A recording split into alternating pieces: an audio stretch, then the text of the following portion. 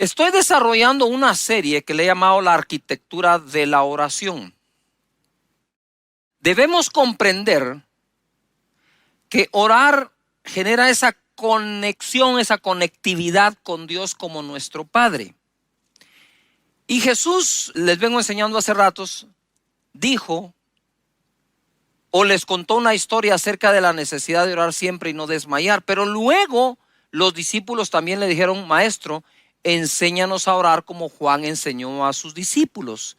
Y entonces, en respuesta a esa pregunta, ¿sí?, tengo dos cosas. Primero, dice: les contaré una historia para revelarles la necesidad de orar siempre y no desmayar. Es lo de la viuda y el juez injusto.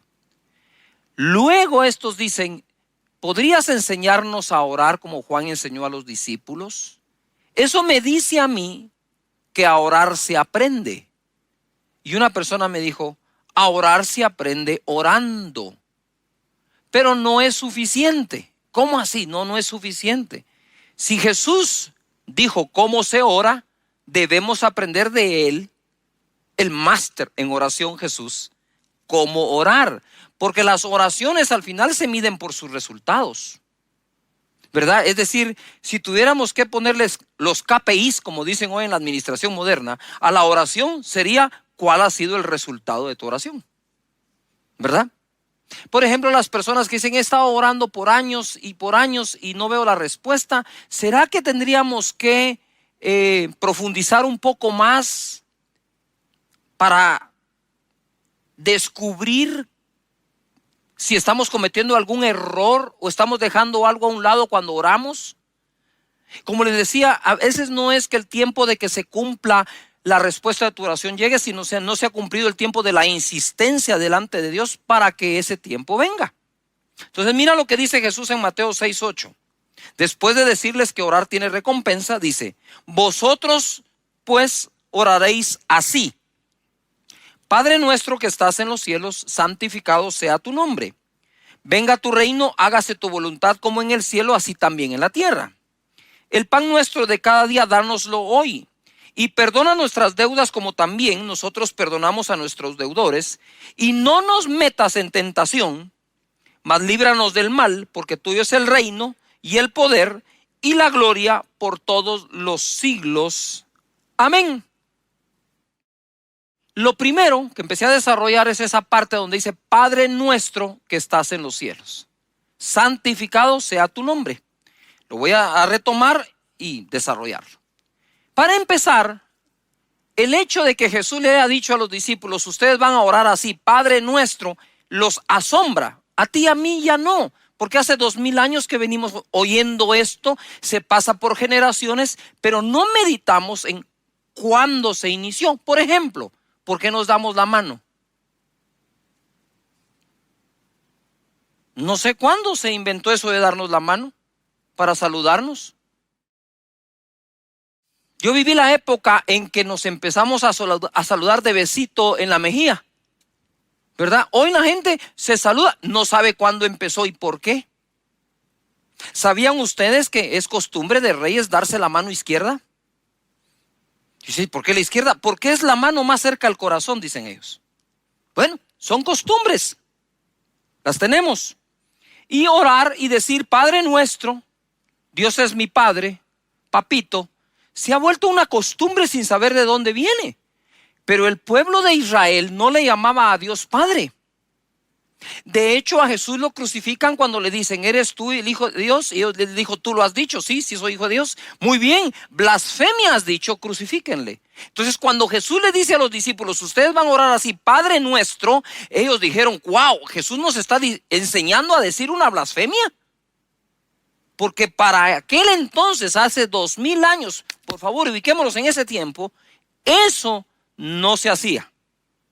Pero Jesús nos vino a revelar como Hijo de Dios que nosotros al recibirlo pasamos a ser también hijos de Dios. Y entonces la oración ya no es Dios nuestro, claro que es Dios nuestro, es Padre nuestro que es Dios.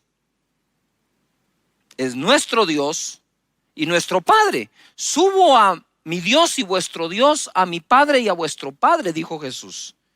Entonces somos hijos de Dios adoptados. Y el Espíritu que nos ha sido dado clama dentro de nosotros, Abba, Padre. Eso dice Romanos 8:15. Esto es un resumen corto de lo que aprendimos la última vez para introducirnos. Pues no habéis recibido el espíritu de esclavitud para estar otra vez en temor, sino que habéis recibido el espíritu de adopción por el cual clamamos, Abba, Padre. Entonces, ¿cómo puedo yo orar efectivamente si lo que creo es que soy un esclavo de Dios? Cuando dice aquí que no estamos en esclavitud, sino que tenemos su espíritu de adopción por el cual clamamos, Abba, Padre.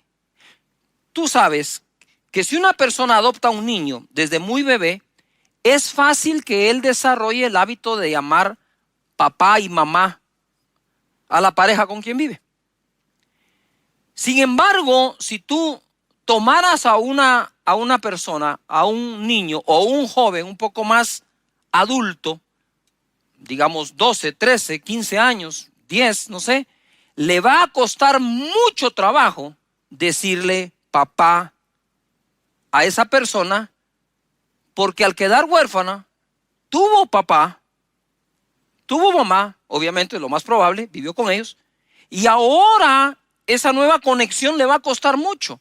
En el caso nuestro, nacemos de nuevo a cualquier edad. Yo nací de nuevo a los 20 años de edad, ¿verdad?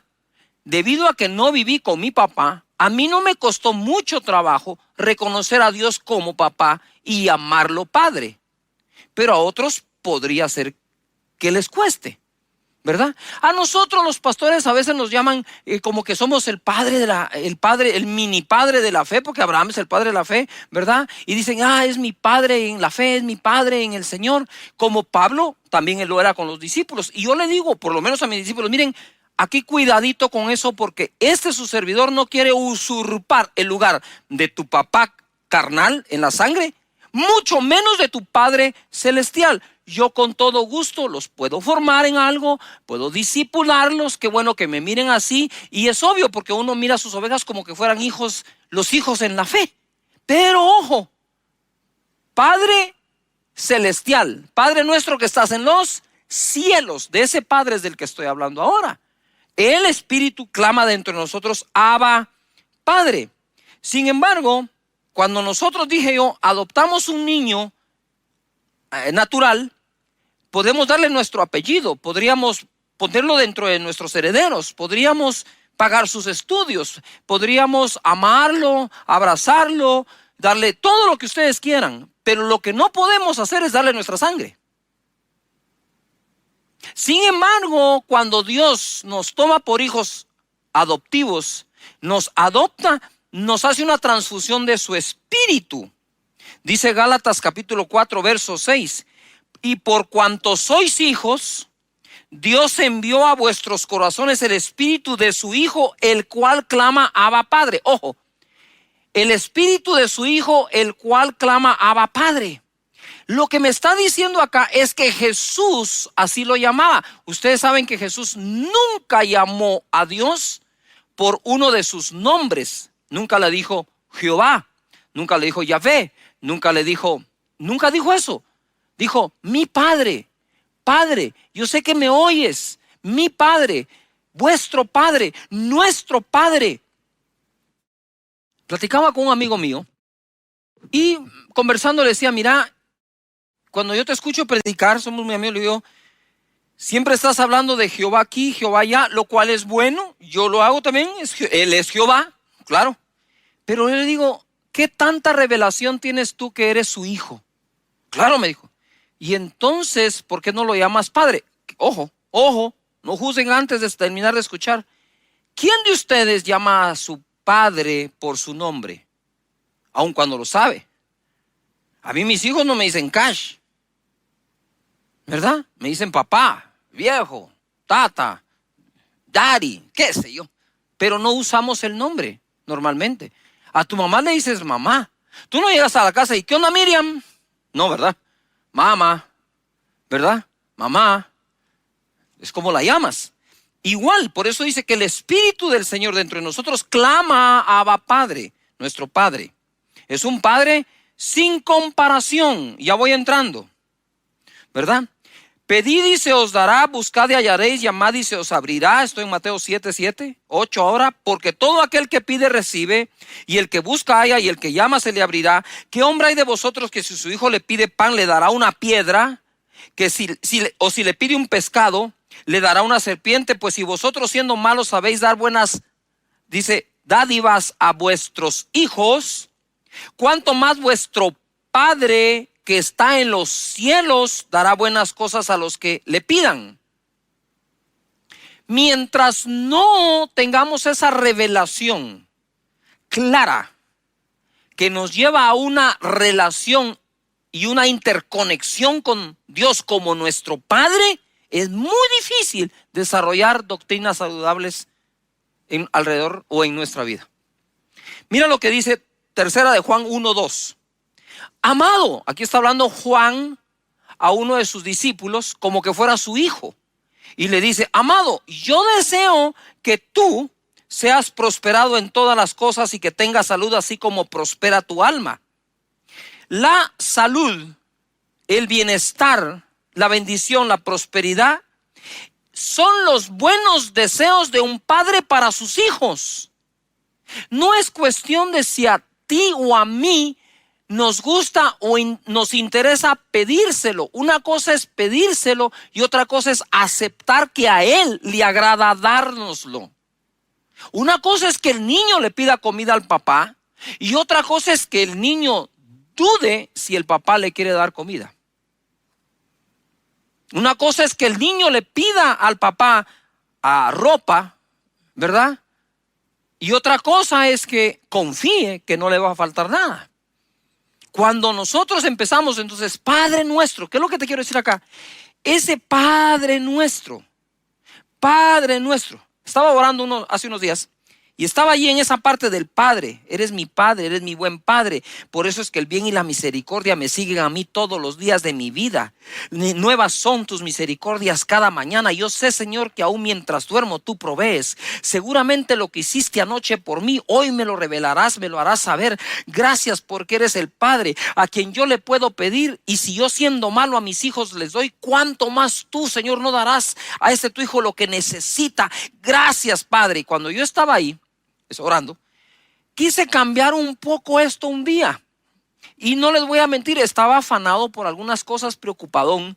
Y entonces casi que voy directo a orar y medito. No, voy a empezar como dijo Jesús. Voy a adorar a mi Padre. Voy a bendecir su nombre porque tiene nombre. Le voy a pedir que venga a su reino. Le voy a pedir que se haga su voluntad. Miren, cuando oras así y llegas a la petición por la cual estás afanado, ya casi no tenés afán, porque tú mismo al orar estás desarrollando una confianza que a quien le oras es a tu papá, a un buen padre. Tienes que quitar toda mala asociación que tengas por los padres que has tenido en la tierra, ¿verdad? Que tu padre fue esto, lo otro, y ponérselo encima a Dios, porque no es así. Él es... Si ustedes siendo malos, le dan buenas cosas a sus hijos, cuánto más mi Padre dará buenas cosas a los que se las pidan. Pero ahora voy acá. Dice, santificado sea tu nombre. Santificado sea tu nombre. Elohim, el Olam, el Dios eterno. Y me encuentro con varios nombres compuestos de Dios que revelan qué es o quién es y qué puede hacer Dios. En Jeremías 23:6 dice así: en sus días será salvo Judá e Israel habitará confiado. Y este será su nombre con el cual le llamarán Jehová, justicia nuestra. Que es Jehová Sidkenu, nuestra justicia. Entonces cuando estás orando, voy aquí como llevándote un poco de la mano en la oración, es Padre nuestro que estás en los cielos. Tú estás ahí adorando, sabiendo que es el Padre celestial, sabiendo que te adoptó. Y ahora dice, santificado sea tu nombre. ¿Cuál nombre? Tú eres mi justicia, Señor. Por ti he sido justificado. Por ti soy salvo. En Levítico 20:26 nos habla que Él es quien nos santifica. Él es Jehová Mekadesh, quien santifica. Entonces Jehová Sidkenu, Jehová Mekadesh, quien me justifica y santifica. Jehová Salom o Jehová Shalom, que es nuestra paz. Jueces 6:24. Y edificó allí Gedeón altar a Jehová y lo llamó Jehová Salom o Shalom, el cual permanece hasta hoy en Ofra de los Ebiezeritas. ¿Ya te diste cuenta? Ahora estás padre, eres mi padre, pero como padre yo sé quién eres como mi papá. Como decía yo la vez pasada, ¿tú sabes en qué trabaja tu papá? Ah, sí, es ingeniero, arquitecto, es doctor, maneja un taxi, tiene un comercio, perfecto. ¿Y tú sabes a qué se dedica tu Padre Celestial? Bueno, aquí hay una de las cosas que te revelan qué es lo que nuestro Padre hace. Él es nuestra justicia, Él es quien santifica, Él es nuestra paz. Ezequiel, capítulo 48, verso 35 dice: en derredor tendrá 18,000 cañas y el nombre de la ciudad desde aquel día será Jehová Sama. Jehová Sama es el Dios que está presente. Bendito sea su nombre. Él está presente donde quiera que vaya. Por eso es que el bien y la misericordia me seguirán todos los días de mi vida. Donde quiera que vaya, va Él. Él es el Dios omnipresente. Jehová Rafa es nuestro sanador. Por su herida nosotros fuimos curados. Éxodo 15:26 dice: si oyeres atentamente la voz de Jehová tu Dios e hicieres lo recto delante de sus ojos y dieres oído a sus mandamientos y guardares todos sus estatutos, ninguna enfermedad de las que envía a los egipcios te enviaré a ti, porque yo soy Jehová, tu sanador. Él es nuestro proveedor. Génesis 22:14. Y llamó a Abraham el nombre de aquel lugar: Jehová proveerá. Por tanto se dice hoy: en el monte de Jehová será provisto. Es Jehová Jireh. Jehová Nisi es nuestro estandarte, nuestra bandera. Lo encuentras en Éxodo 17:15. Jehová Roi es nuestro pastor. Eso está en el Salmo 23. Entonces te resumo: Padre nuestro que tú estás en los cielos, santificado sea tu nombre. Eres Jehová Sidkenu, mi justicia. Jehová Mekadesh, quien me santifica. Jehová Rafa, mi sanador. Jehová Sama, el que está presente. Jehová Jireh, el que provee. Jehová Nisi, eres mi bandera y nuestra estandarte. Roi, eres mi pastor, Señor, y nada me faltará. Padre eterno, cuando tú vas por esa parte de la oración, aquellos que creían que no podían orar 5 minutos, si voltean a ver su reloj, ya van como por 20. Adorando, alabando, bendiciendo el nombre de Dios. Padre, gracias. Nuestro Padre nos brinda de una paz que sobrepasa todo entendimiento. De nuevo les repito, cuando llegas a la parte de pedir el pan o la provisión de cada día, ya llegas sin afán, llegas con fe. Por eso es que Él pone en la primera parte de la adoración ese reconocimiento a Él, a su reino, a su voluntad, y luego ya viene la petición. Por último, o antepenúltimo, viene el perdón. Ya vamos a ver esa arquitectura de la oración. No se lo pierdan, no se desconecten un solo fin de semana, porque vas a aprender a cómo orar eficazmente, ¿verdad? Y tener resultados. Lucas 23:33 en adelante. Quiero ir a ese momento en que Jesús fue crucificado. Y usted dice: ¿qué onda? ¿Qué tiene que ver esto con lo que está enseñando de orar mucho? Muchísimo, más de lo que te imaginas. Quiero que veas, observes a Jesús en el momento más difícil de su vida en esta tierra. Es cuando lo toman preso, donde su discípulo Judas lo vende por 30 monedas de plata, lo toman preso, luego lo llevan entre Herodes y Poncio Pilatos hasta que al fin lo crucifican. En el verso 33 de Lucas 23 dice: y cuando llegaron al lugar llamado de la calavera o el Calvario, le crucificaron allí. Puedes subrayar crucificaron. Y a los malhechores, uno a la derecha y otro a la izquierda.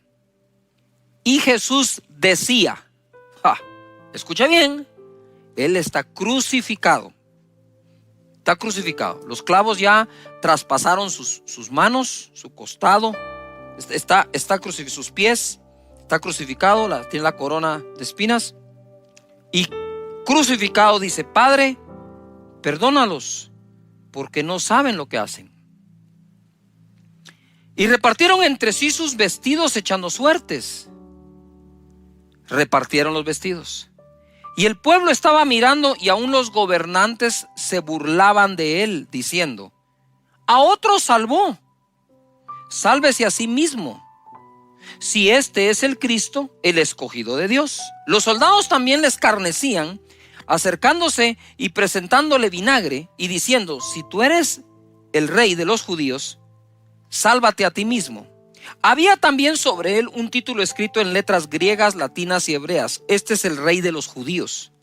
Y uno de los malhechores que estaba colgado le injuriaba diciendo, si tú eres el Cristo, sálvate a ti mismo y a nosotros. Respondiendo el otro, le reprendió diciendo, ¿ni aún temes tú a Dios? Nosotros a la verdad justamente padecemos, porque recibimos lo que merecieron nuestros hechos, mas este ningún mal hizo. Y dijo a Jesús, acuérdate de mí cuando vengas en tu reino.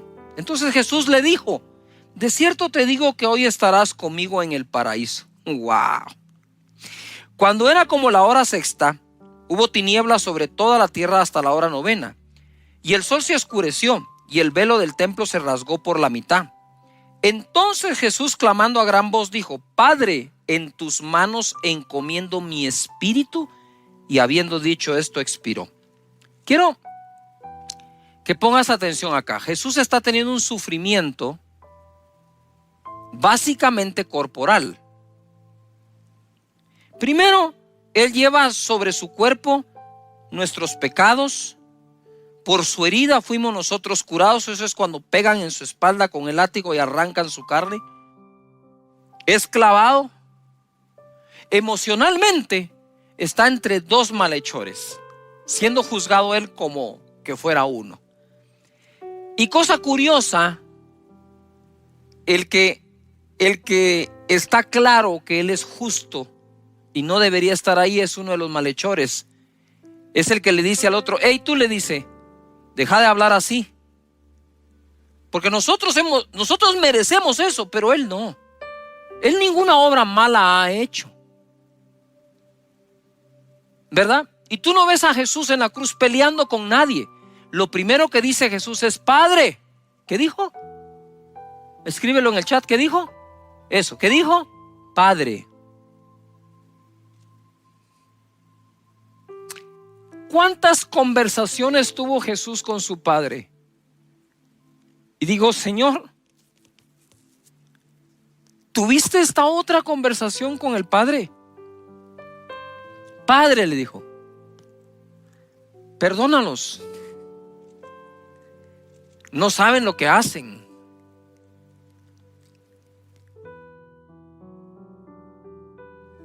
Lo escarnecieron. Escarnecer, los gobernantes escarnecieron, significa burlarse de una persona de una manera cruel, con la finalidad de humillarla o despreciarla. Te lo voy a repetir. Escarnecer significa burlarse de una persona de una manera cruel, con la finalidad de humillarla o despreciarla. No, esto no es bullying tan solo. Esto no es el bullying del que estamos hablando hoy en día. Esto es una burla que busca la humillación de la persona.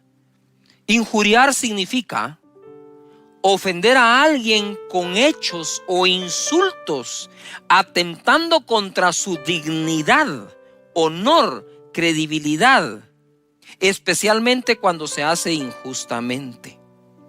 Ahora, ¿cómo te sientes tú cuando alguien te ofende verbalmente y te hace una burla humillante? ¿No te dan ganas de contestar? Claro que dan ganas de contestar.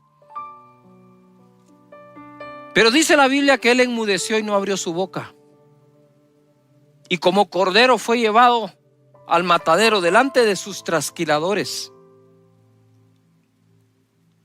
Aquel que cuando le maldecían nunca respondía con maldición está en la cruz del Calvario. Y aunque te cueste creer lo que voy a decir, estaba con un sufrimiento tal, una humillación ya en la cruz, y encima de eso los que están ahí se están burlando, lo están escarneciendo.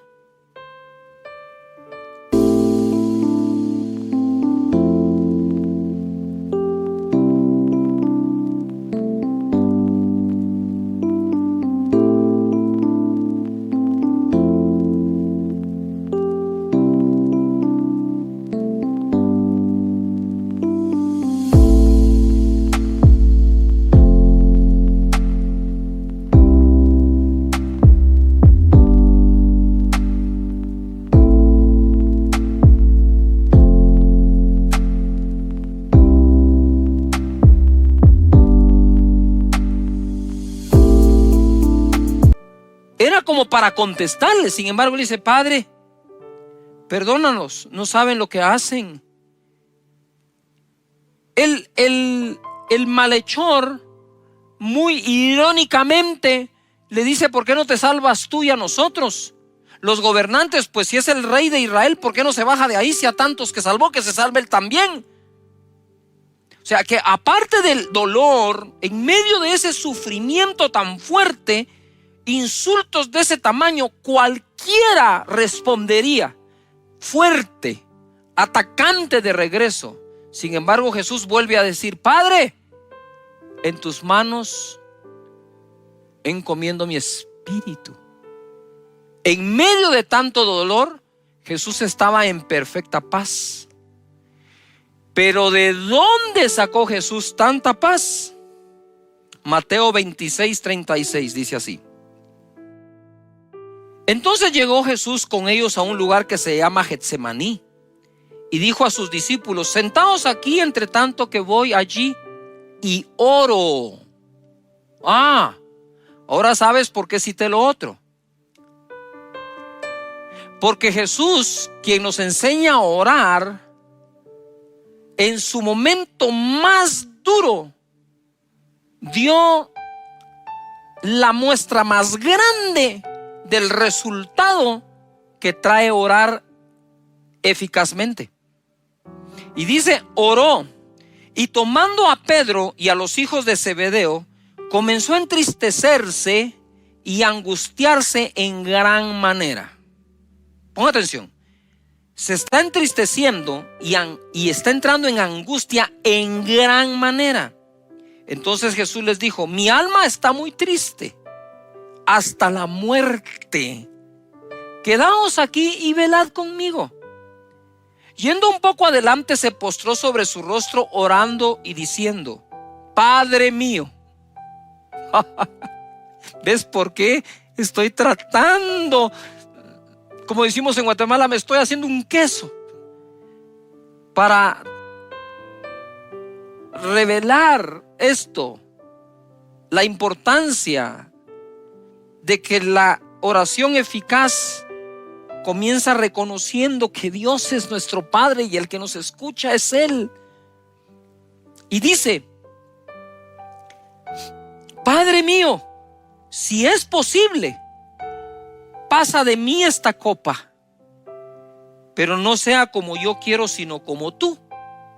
Y decía en uno de los discipulados que mucha gente usa este verso para no saber qué pedir.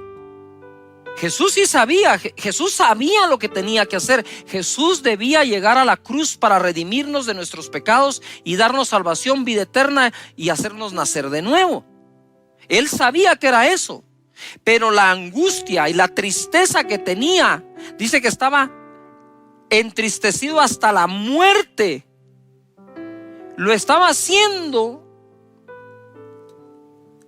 querer pedirle a Dios: Señor, quita esta copa, no quisiera beberla, pero que no se haga lo que yo quiero, sino lo que tú. Es decir, si debo pasar por esta copa para llegar a la cruz y salvarlos, yo lo hago. ¿Ves por qué Él no contestó nada en la cruz?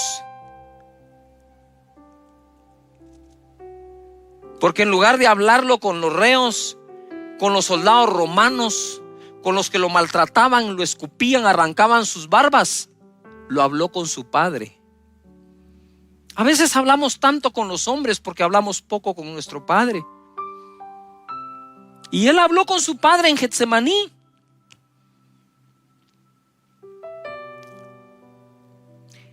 Verso 40, vino luego a sus discípulos y los halló durmiendo y dijo a Pedro: ¿así que no habéis podido velar conmigo una hora?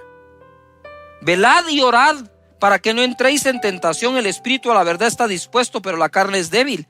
Aquí está hablando él de la tentación de ya no llegar a la cruz, de decir no voy, de decir tráiganme una legión de ángeles y combatan a todos estos, como se lo dijo a Pedro. ¿Acaso no sabes que yo le puedo pedir una legión de ángeles a mi Padre y él me la va a dar? Él podría pedir 10, 12 legiones de ángeles, lo que quisiera. Sin embargo, él sabía que el propósito de su venida estaba en llegar a la cruz y derramar su sangre y salvarnos. Y entonces, ojo a lo que voy a decir ahora acá. Lo que está diciendo aquí Jesucristo es: hey, miren, oren y velen. El espíritu está dispuesto a orar, siempre, siempre está dispuesto, pero la carne es débil. Yo les contaba esto. Yo creo que he tenido una vida de oración bastante disciplinada, con sus baches por ahí en los que he dejado de orar un tiempo y después digo no. Y cada día me voy comprometiendo más con la oración. Pero me recuerdo muy bien que tuve varias fases con respecto a esto, porque la gente cree aquí que la carne es débil por pecados. No, aquí la carne es débil porque ya estaban cansados para velar una hora. Entonces yo me recuerdo que me hincaba frente a mi cama y oraba. No que no lo haga, sino estoy recordando de cómo me pasaba. Yo oraba allí y de pronto era ya tan tarde, estaba tan desvelado, que empezaba a cabecear, me empezaba a dormir y empezaba a decir incoherencias. Empezaba a decir y de repente me despertaba y dije: ¿qué estoy diciendo? Señor, perdóname. Y me daba risa. Digo, no, ¿cómo puedo decir esto orando? ¿Verdad? Es decir, decía cualquier cosa. Me pasaba de estar orando al partido de voleibol que había jugado, por ejemplo. Y decía yo, hombre, ¿qué está pasando? Porque la carne ya estaba débil, estaba muy cansada la carne para seguir orando. El espíritu está dispuesto, la carne es débil. Después de eso dije, no importa. Yo, aunque me quede dormido orando, voy a orar. Me creía un héroe espiritual en esa. No, que estaba mal.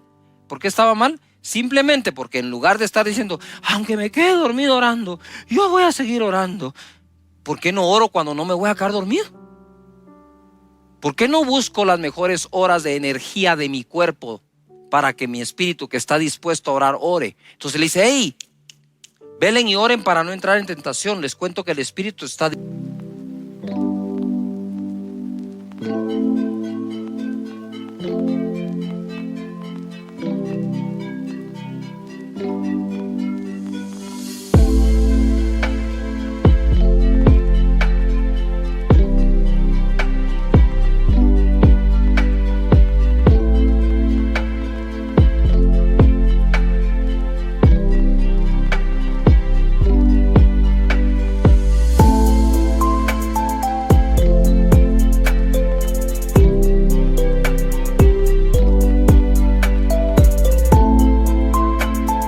dispuesto, pero la carne es débil. Ahora ponga atención.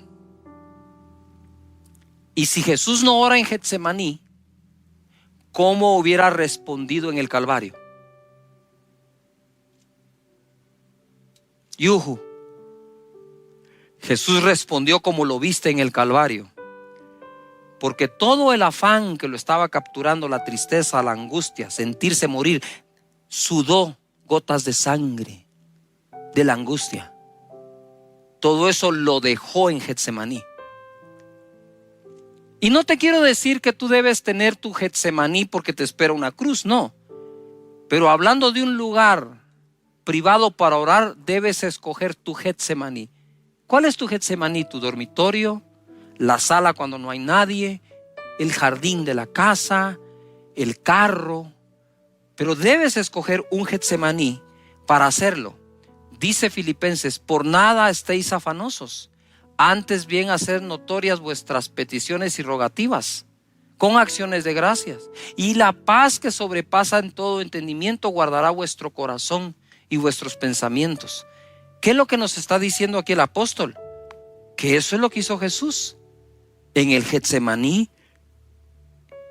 Habló con su Padre, habló con los discípulos, fue vulnerable, les dijo: miren, estoy teniendo una tristeza de muerte, me siento morir. ¿Qué tal si eres más vulnerable para con Dios tu Padre? ¿Ves cómo Jesús habló con el Padre? Él le fue claro: si fuera posible pasar esta copa, pero que no se haga lo que yo quiero, sino que se cumpla tu voluntad. Padre nuestro que estás en los cielos, santificado sea tu nombre, venga tu reino, hágase tu voluntad en la tierra como es hecha en los cielos. Padre, gracias te damos por este día hermoso, por este momento de conectarnos contigo. Vamos, ahí donde estás, ora a Dios. Padre, gracias por habernos adoptado, darnos tu espíritu que clama dentro de nosotros, Abba Padre, por habernos hechos herederos tuyos, coherederos con Cristo. Gracias porque soy tu hijo por el espíritu de adopción, y no solo por una adopción de papeles sin espíritu. Gracias, Señor, por haberme pasado tu espíritu. Gracias por ser un Padre bueno, generoso, bondadoso, que nos cuida, que nos corrige, que nos guía, que nos instruye, que nos forma, que nos escucha. Eres el Padre bueno, eres Jehová Sidkenu, eres mi justicia, el que me santifica, eres el que está presente, el que me sana. Tú eres, Señor, el que provee, tú eres mi estandarte, tú eres Dios de los ejércitos, incluso para con nosotros. Gracias. Gracias. Gracias, Padre. Te amamos y te bendecimos en Cristo Jesús.